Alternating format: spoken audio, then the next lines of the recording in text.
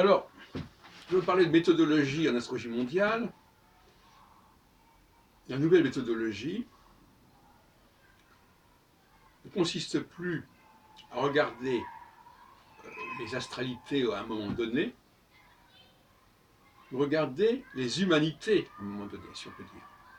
Les humanités, c'est-à-dire les personnes qui ont le potentiel approprié. Et le potentiel approprié, c'est toujours le même. C'est la grille 30, 45, 60, 75.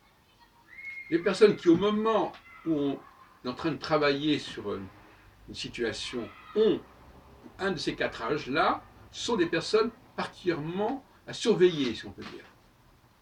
Parce qu'elles ont une capacité d'entraînement, une capacité de rayonnement remarquable.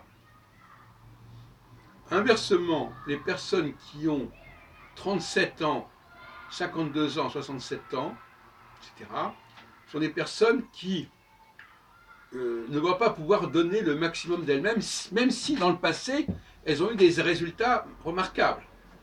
On a par exemple les cas de Netanyahou, qui est devenu Premier ministre en 1996, et qui, en 2019, eh ben, c'est le flop total. Parce qu'en 2019, eh bien, il a un mauvais profil. Alors vous me direz, ah ben mais c'est compliqué tout ça. Alors, au lieu de regarder dans les éphémérides où sont les planètes, il faut regarder où sont les gens. Oui, mais les planètes, on sait combien il y en a, on peut les calculer, il y a l'astronomie qui nous dit cela.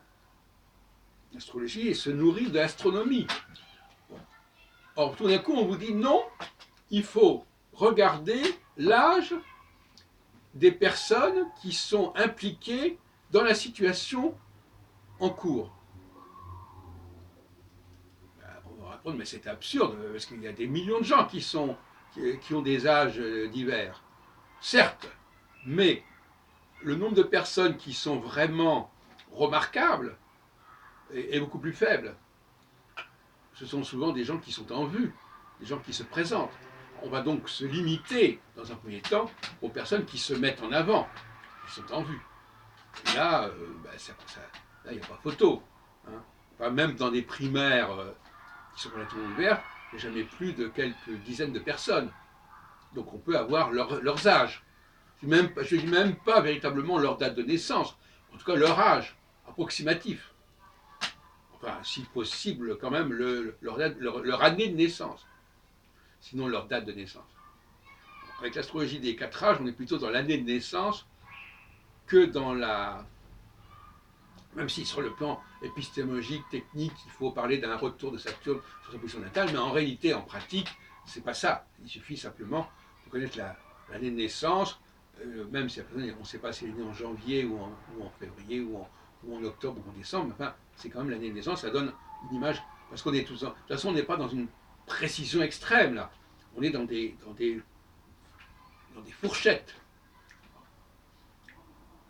Cela dit, une fois ce travail fait, on peut aussi mener l'investigation en repérant des personnes qui sont moins mises en avant, auxquelles on pense moins, mais qui ont atteint l'âge critique, si on peut dire. Et on parle en astrologie de degré critique. L'âge critique, et dont on peut dire qu'ils vont peut-être créer la surprise.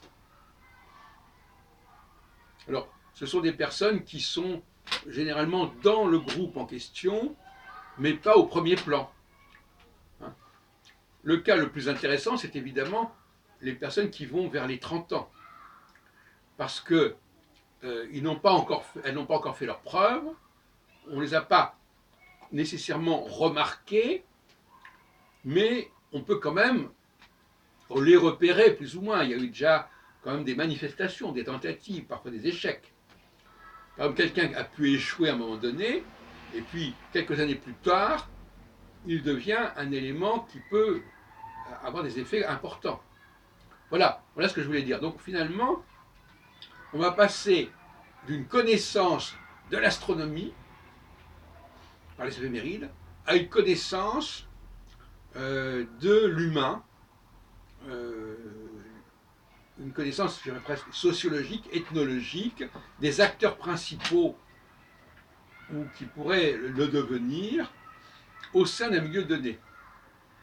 Par exemple, si quelqu'un est appelé en astrologie à conseiller dans une entreprise, ben, il va tout simplement prendre les dates de naissance des personnes les plus en vue, et puis éventuellement, s'il y a du recrutement, il va également regarder les dates de naissance des personnes qui se présentent, qui s'offrent au recrutement.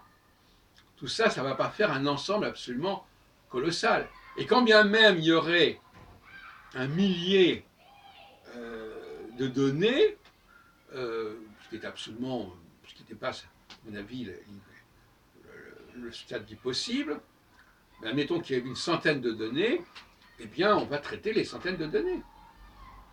Et à ce moment-là, sur ces centaines de données, il y aura quelques personnes qui auront un profil qui va correspondre à 30, 45, 60, 75. C'est pas compliqué. Et c'est ces personnes-là qui vont, à ce moment-là, avoir le rôle à jouer, en sachant que ils ne vont pas rester constamment à ce niveau-là. Puisque, par définition, il y a un glissement qui se fait de 30 vers 37 ans, de 37 ans vers 45 ans. Donc tout est en mouvement, tout est en évolution.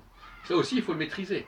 L'astrologue doit non seulement recruter, mais également signaler à quel moment, dans une entreprise, par exemple, il vaut mieux mettre l'accent sur telle personne que telle autre personne, et puis l'autre personne, on la met en attente, parce qu'elle va pouvoir prendre le relais quand cette première personne aura baissé de niveau, sa cote aura baissé, etc. etc.